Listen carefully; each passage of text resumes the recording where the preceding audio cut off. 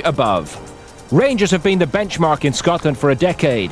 The Ibrox revolution began in 1988 when David Murray took over as chairman, appointing Graham Souness as coach.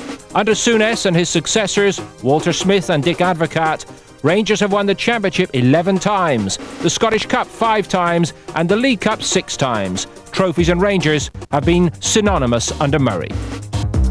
The chairman spent 7 with Rangers. Celtic were in optimistic mood that their 100% start to this season might continue.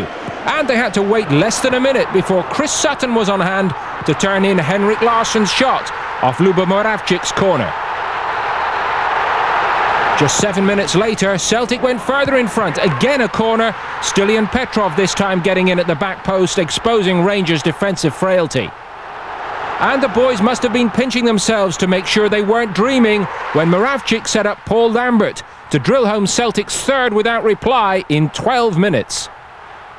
Shell-shocked Rangers threw themselves a lifeline just before half-time. Rod Wallace found Claudio Reyna on the back post, and the Americans' header just sneaking past Jonathan Gould.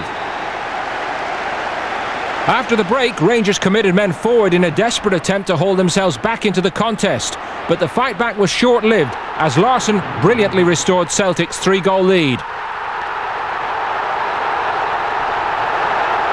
Like true champions, Rangers refused to lie down. In the 54th minute, they gave themselves another glimmer of hope. Stefan Mahe adjudged to have bundled Wallace over in the area, and Billy Dodd stepped up to fire into the bottom corner. But 4 minutes later, the home support was celebrating yet again. Larsson supplying another breathtaking finish, rising to meet Bobby Petter's free kick. Rangers' miserable afternoon went from bad to worse. 10 minutes from time, Barry Ferguson shown the red card for handling and then petulantly throwing the ball away. The game was well over by this point, but still time for Sutton to grab a second in the final minute, sliding in to direct Mahe's cross into the net. 6-2 the final score.